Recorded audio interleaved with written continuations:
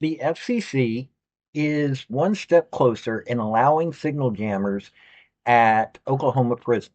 Now, this could be a big step. It could help other states as well.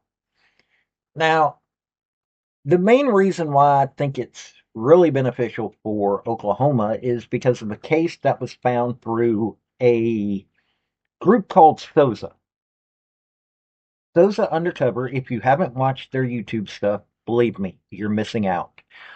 Um, they had a case where they work with local law enforcement. Every one of their cases is working with local law enforcement and the prosecutor's office. They find predators of children. Seriously, they find those that prey on children for, well, you can imagine what they're preying on children for. They had somebody contact one of their profiles and start talking to them. Well, it turned out that it was a prisoner who had already been convicted of preying on children, had somehow got his hands on a cellular device. I don't know if it was a tablet, I don't know if it was a cell phone, but he was calling them from a prison and communicating with them on this cellular device. This was a guy who was preying on children, who was convicted of preying on children, who was trying yet again to prey on children while he was sitting in a prison cell.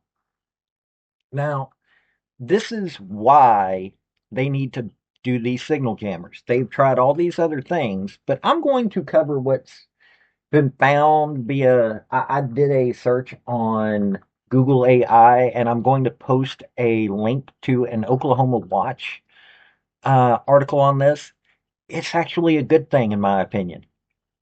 But hit like, hit subscribe. We're going to cover stuff like this. Hopefully, YouTube will quit their silliness that they're doing with me right now. They're, for some reason, having problems with me. But hit like, subscribe. I'm on Facebook. I'm on MeWe. I'm on Rumble. I'm on everywhere.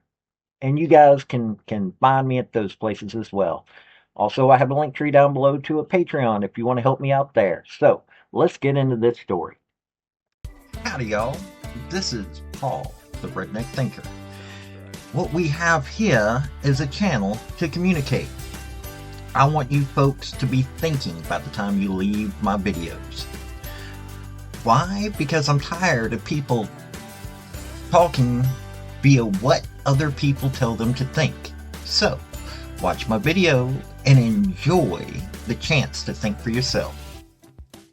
Okay, so Oklahoma Watch article that, like I said, I'm going to post reports that Oklahoma prisons are one step closer to blocking contraband cell phone signals. The FCC unanimously voted to propose new rules that would permit state and local correctional facilities to use signal jamming technology. The FCC's proposal is a major step towards lifting a federal ban on cell phone jamming that has been in place since 1934. Final approval is expected in 2026 after a period of public comment. FCC proposal and its implications for Oklahoma. Support from state leadership. Oklahoma Governor Kevin Stitt and interim Department of Corrections Director Justin Ferris have endorsed the FCC's proposal, stating that it would enhance prison security, combating criminal activity. Oklahoma officials argue that contraband cell phones enable criminal activity such as drug trafficking, extortion, and witness intimidation from within prison walls. Specific rule changes. The FCC intends to clarify that while jamming authorized transmissions is illegal, signals from illegal smuggled phones are not authorized and can be legally blocked with appropriate approved devices. Targeted technology. The new regulations only permit the use of advanced micro-jamming technology that can specifically block signals from within prison walls without affecting the cell phone service of nearby civilians. Problem with contraband cell phones in Oklahoma. In 2025 alone, the Oklahoma Department of Corrections has seized more than 4,000 illicit devices from state prisoners. Oklahoma has struggled to curb contraband phone use through other methods. A 2020 pilot program used detection bracelets was abandoned due to gang threats, and a later interdiction system proved too costly. Next steps for Oklahoma. Following the FCC's final approval in 2026, the ODOC will begin discussions with vendors to roll out new technologies.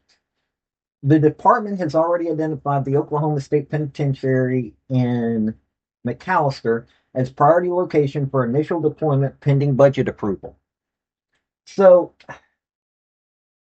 the Oklahoma Watch thing, I found it fascinating because, well, Oklahoma Watch is a little liberal. Um, they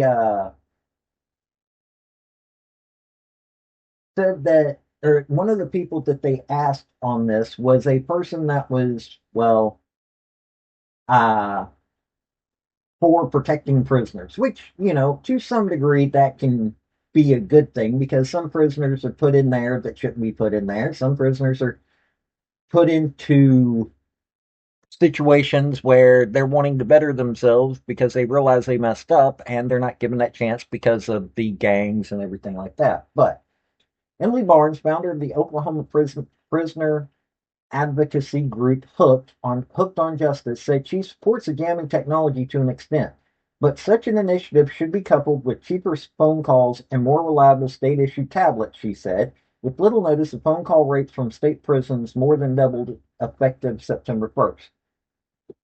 Now, the only reason that I find that fascinating is for the simple fact of that I don't like the idea of prisons being used for profit.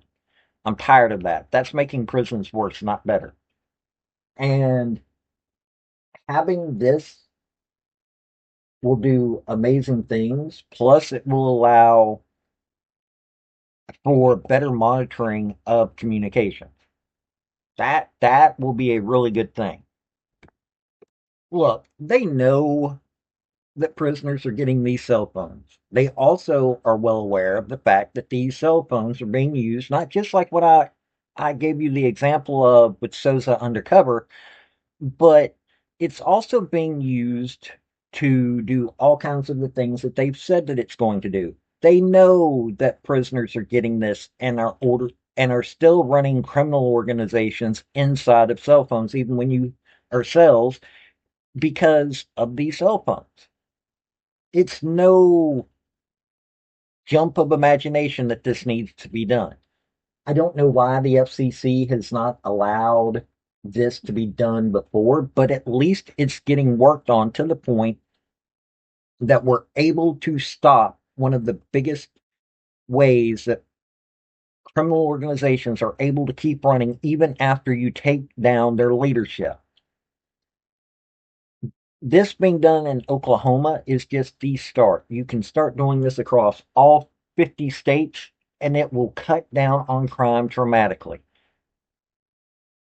I understand that there are some people that get put in there that are just trying to communicate with their families this way, but this isn't the majority of the cases.